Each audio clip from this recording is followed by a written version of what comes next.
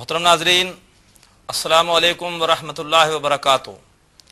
عربی گرامر برائے قرآن فہمی کی کلاس میں پچھلی مرتبہ ہم مرکبات سمجھ رہے تھے۔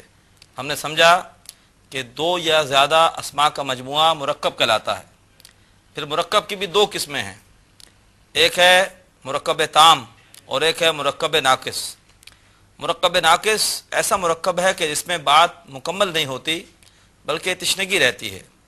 جیسے مثال کے طور پر کہا جائے اللہ کا عذاب، یہ مرکب ناقص ہے، اس سے بات مکمل نہیں ہو رہی۔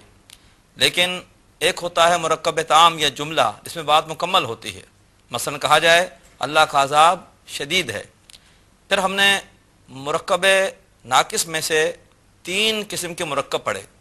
مرکب عطفی، یہ ایسا مرکب ہوتا ہے کہ جس میں دو اسماء کے درمیان کوئی حرف عطف آ جاتا ہے۔ جیسے قرآن مجید میں آتا ہے للہ ما فی السماوات والارض، السماوات والارض، یہ اس میں مرکب عطفی ہے۔ اسی طریقے پر کتاب او ورق، کتاب اور ورق کاغذ، یہ مرکب عطفی ہے۔ پھر اس کے بعد ہم نے پڑھا مرکب توصیفی، اس میں ایک موصوف ہوتا ہے اور ایک صفت ہوتی ہے۔ ہم نے یہ سمجھا کہ صفت عدد، جنس، حالت اور قسم کے اعتبار سے اپنے موصوف کے بالکل مطابق ہوتی ہے۔ البتہ اگر موصوف غیر عاقل کی جمع مکسر ہو تو پھر اس کی صفت وہ واحد مؤنث آتی ہے۔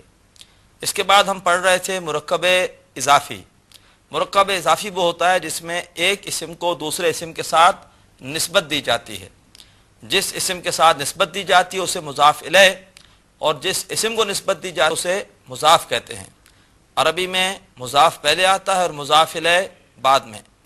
مضاف خفیف ہوتا ہے، اس پر کبھی تنوین نہیں آتی، اور جمع سالم یا تثنیہ کا نون اعرابی گرا دیتے ہیں، اور پھر المضاف پر کبھی نہیں لگاتے، اور پھر مضاف الیہ ہمیشہ حالت جر میں ہوتا ہے۔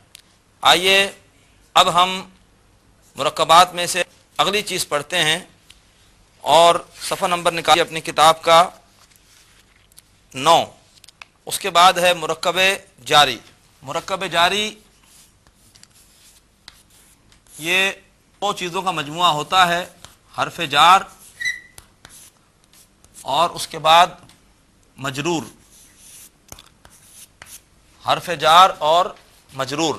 حرف جار ہم نے اس سے پہلے پڑھے تھے، 17 ہوتے ہیں، باؤ تاؤ کاف و لام و واؤ منزو مسخلا رب حاشا من ادا فی ان الا حتی الا۔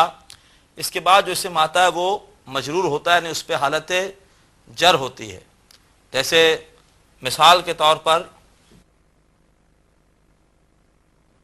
الا کے معنی پر۔ اب اگر ہمیں کہنا ہو کہ سر پر، تو اس کی عربی ہوگی الراسی، سر پر۔ اور یہ نوٹ کیجئے کہ جب بھی الا یا کھڑے زبر کو آگے ملانا ہو تو کھڑا زبر بدل جاتا ہے صرف، تو یہ ہو جائے گا الراسی، یعنی سر پر۔ یہ مرکب جاری ہے۔ اس کے بعد ایک مرکب اور ہے، مرکب اشاری۔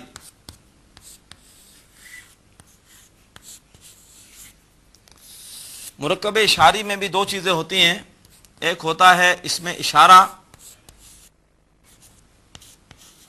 اور اس کے ساتھ ہوتا ہے وہ اسم جس کی طرف اشارہ کیا جائے، اسے کہا جاتا ہے مشار الیہ۔ مشار الیہ، جیسے مثال کے طور پر قرآن مجید کے بالکل شروع میں آتا ہے ذالک الکتاب، ذالک الکتاب، اس کا مطلب ہوگا وہ کتاب۔ ذالک اس میں اشارہ ہے، اور الکتاب یہ مشار الیہ ہے۔ مرکب اشاری کے بارے میں جو قواعد ہیں وہ کیا ہیں کہ نمبر 1، یہ جو مشار الیہ ہے اس پر ہمیشہ ال آئے گا، یہ ہمیشہ اس کے ساتھ ال ہوتا ہے، نمبر ایک۔ نمبر دو، اشارہ مشار الیہ کے مطابق ہوتا ہے، اگر یہ واحد تو یہ بھی واحد، یہ جمع تو یہ بھی جمع، یہ تثنیہ تو یہ بھی تثنیہ، یہ مذکر تو یہ بھی مذکر، یہ مؤنث تو یہ بھی مؤنث۔ اسی طریقے پر جو ایک استثناء ہمیشہ ہوتا ہے، وہ اس سے پہلے مرکب توصیف میں بھی پڑھا کہ اگر مشار الیہ غیر عاقل کی جمع مکسر ہو تو پھر اشارہ واحد مؤنث کا آتا ہے۔ مثال کے طور پر اگر یہ کہنا ہو کہ یہ سب کتابیں، یہ سب کتابیں، تو اب دیکھیے کتاب کی جمع ہوتی ہے کتب، اور کتب غیر عاقل کی جمع مکسر ہے، تو اس کے لیے ہم لکھیں گے واحد مؤنث کا اشارہ لگائیں گے، ہاذہی، ہاذہل، ہاذہل کتب۔ اب نوٹ کیجئے کہ یہاں پر کتب پر ایک تو ال ہے، یہ مرکب اشاری کا پہلا قاعدہ ہے کہ مشار الیہ پر ال ہوتا ہے، اور چونکہ یہ غیر عاقل کی جمع مکسر ہے لہذا اس کا اشارہ واحد مؤنث آیا ہے۔ غیر عاقل بتایا تھا آپ کو کہ انسان، جنات اور فرشتوں کے علاوہ تمام مخلوقات غیر عاقل ہیں۔ یہاں بھی نوٹ کیجئے کہ جس طرح اس سے پہلے بتایا گیا تھا کہ ویسے یہاں پہ کھڑا زبر ہوتا ہے الا، ملانے کے لیے زبر آ جاتا ہے، یہ کھڑا زیر ہے، جب بھی ملائیں گے تو ملانے کے لیے کھڑی زیر بھی زیر میں تبدیل ہو جاتی ہے، تو یہ ہو جائے گا ہاذہل کتب، ہاذہل کتب، یہ کتابیں۔ بہرحال یہاں پہ ہم نے صرف ایک تعارف حاصل کر لیا ہے ان مرکبات ناقص کا، مزید انشاءاللہ ہم ان کو اس وقت سمجھیں گے جب کہ ہم قرآن مجید کا ترجمہ کر رہے ہوں گے۔ اب اس کے بعد آئیے ہم سمجھتے ہیں مرکب کی دوسری بڑی قسم یعنی مرکب تام کو۔ اب تک ہم نے جتنے مرکبات پڑھے یہ مرکبات ناقص تھے، اب آئیے مرکب تام۔ مرکب تام جملہ، اس کی صرف دو ہی قسمیں ہیں، ایک ہے جملہ فعلیہ،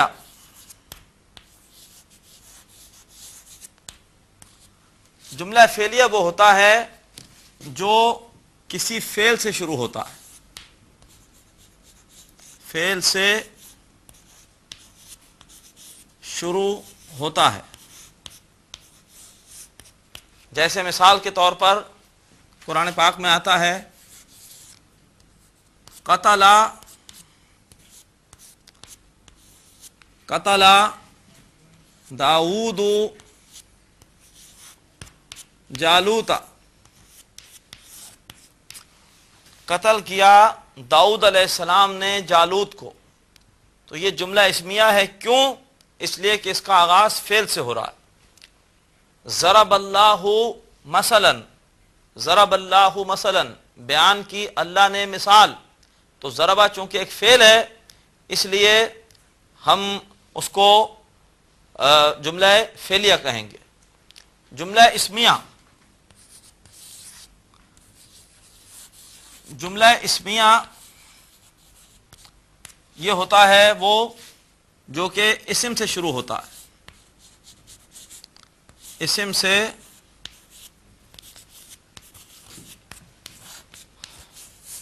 شروع ہوتا ہے۔ جیسے قرآن پاک میں آتا ہے اللہ خالق،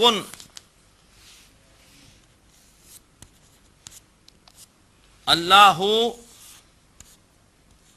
خالق،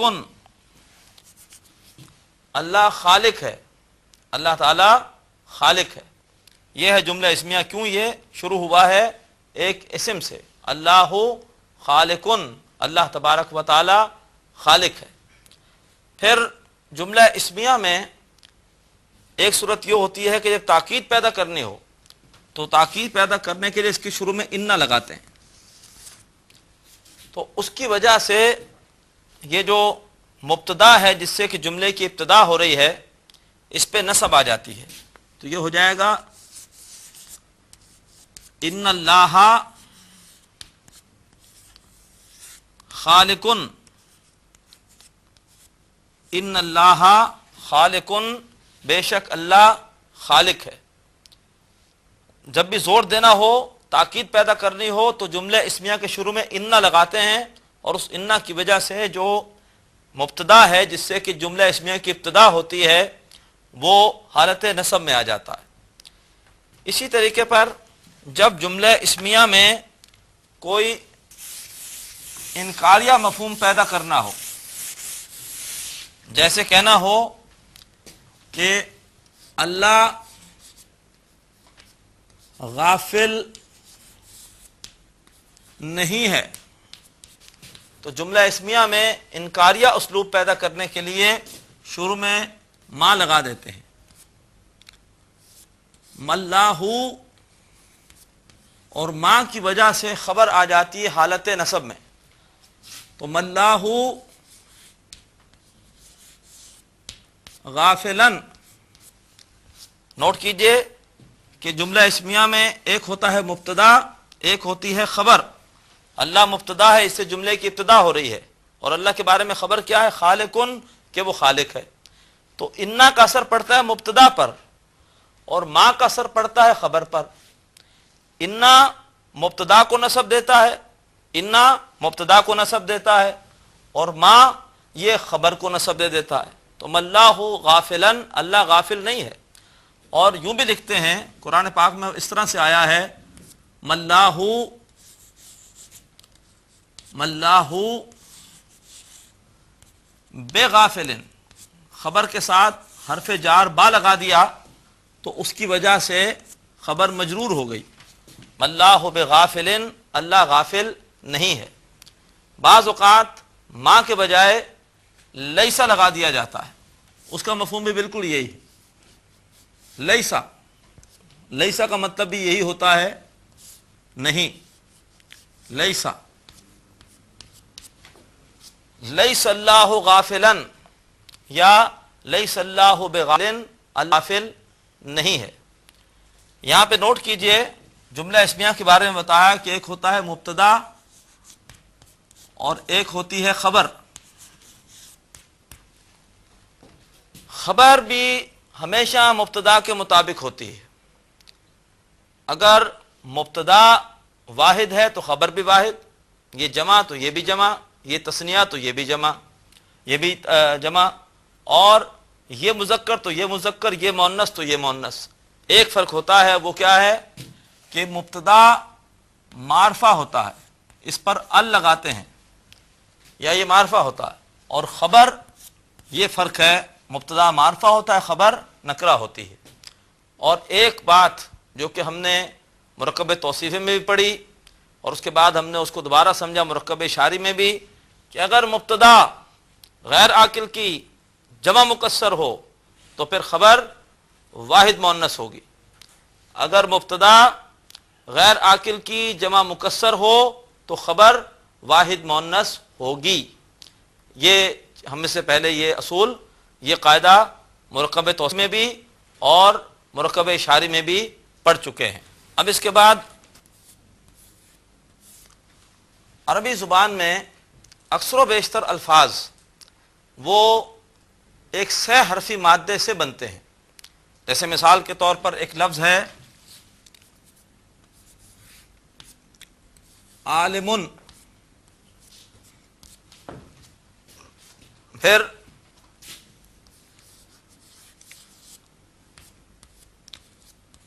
मालूमुन,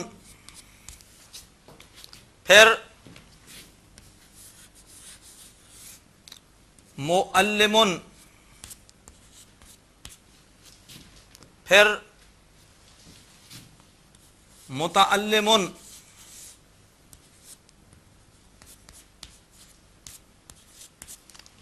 अब आप इन चार अगर अस्मा पर गौर करें, आलिमुन, मालूमुन, मुअल्लिमुन, मुतअल्लिमुन, तो आप कहेंगे कि ये चारों जो इस्म हैं इन सब में एक मादा कॉमन है, और वो है आइन, लाम और मीम। ये सब के सब जो बने हैं इस सह हरफी मादे से बने हैं, आइन, लाम, मीम से। इसी से आलिम, اسی سے معلوم، اسی سے معلم، اسی سے متعلم. تو ہم کہیں گے کہ ان اسماء کا مادہ عین لام میم ہے. اسی طریقے پر وزن کے حوالے سے دیکھیے، ایک وزن ہے، فرض کیجئے فعل، یہ ایک وزن ہے. اب اس میں ہمارا اسٹینڈرڈ ہوتا ہے یہ فا عین لام مادہ، فا عین لام مادہ.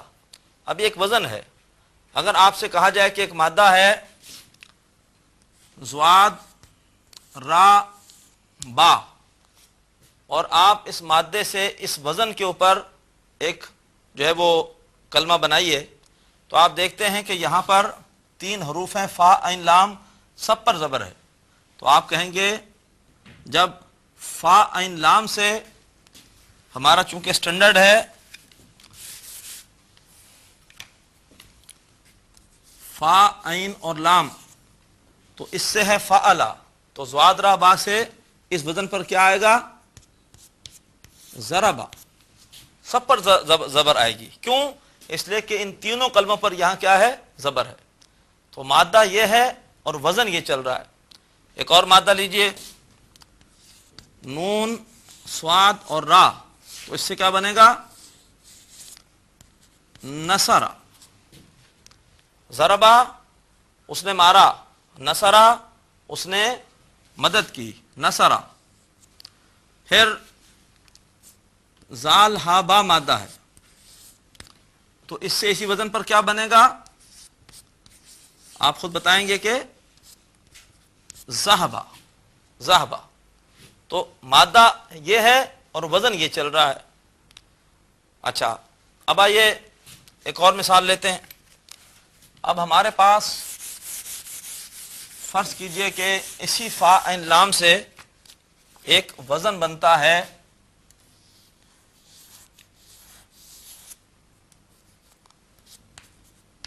یفعلو، یفعلو.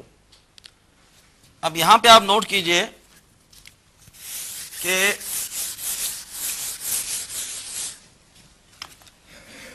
لفظ یا آیا، اس پر ہے زبر، اس کے بعد فا کلمہ، پہلا مادے کا حرف کیا ہے؟ فا، وہ آیا اور اس کے اوپر ساکن ہے. پھر عین کلمہ وہ آیا، اس کے اوپر کیا ہے؟ زیر ہے. اور پھر لام کلمہ آیا، اس کے اوپر پیش ہے. یعنی یا تو کہلائے گی وزن کی، اور جو مادے کے 3 حروف ہیں ان میں سے پہلا ساکن ہے، دوسرے پر زیر ہے اور اس کے اوپر پیش ہے. اب آپ اسی طریقے پر بنائیے. مثال کے طور پر میں آپ کو مادہ دے رہا ہوں ضاد را با، اور یفعلو کا وزن بنائیے. اب آپ کہیں گے کہ یا تو ایسی کیسی آ جائے گی، اور فا کلمے کی جگہ یہاں پر ضاد ہے، وہاں پہلا حرف فا ہے، یہاں ضاد ہے، تو یہ ہو جائے گا یز، اس لیے کہ اس پر ساکن ہے. دوسرے پر یہاں زیر ہے، دوسرے کلمے پر یہاں زیر ہے، تو ہم بھی را پر زیر دیں گے، یز ری. اور آخری پر وہاں لام کلمے پر پیش ہے، ہمارا لام کلمہ با ہے، ہمارا فا کلمہ ضاد ہے، عین کلمہ را ہے، لام کلمہ با ہے. وہاں فا کلمے پر تو ہم نے بھی اپنے فا کلمے پر ساکن لگا دی. وہاں عین کلمے پر زیر تو ہم نے بھی اپنے عین کلمے پر زیر دے دی. وہاں لام کلمے پر پیش تو ہم نے اپنے لام کلمے پر بھی پیش دے دی. تو یہ ہو گیا یز ریبو. تو یہ ہوتا ہے مادہ اور وزن. اسی طریقے پر ایک مثال اور لے لیجئے، ہا سین با. تو اب یہاں ہو جائے گا، دیکھیے، یا سبو، یا سبو، وہی ساکن، زیر اور پیش. الحمدللہ کہ آج ہم نے مادہ اور وزن اس کے حوالے سے کچھ تفصیلات کو سمجھنے کا آغاز کیا. انشاءاللہ آئندہ کلاس میں ہم مزید تفصیل کے ساتھ مادے اور وزن کو سمجھیں گے. اللہ تبارک و تعالی قرآن فہمی کے لیے ہماری اس کوشش کو آسان فرمائے. آج ہم اسی پر اکتفا کر رہے ہیں. اقول قولی ھذا واستغفر اللہ لی ولکم ولسائر المسلمین والمسلمات۔ اللہ حافظ۔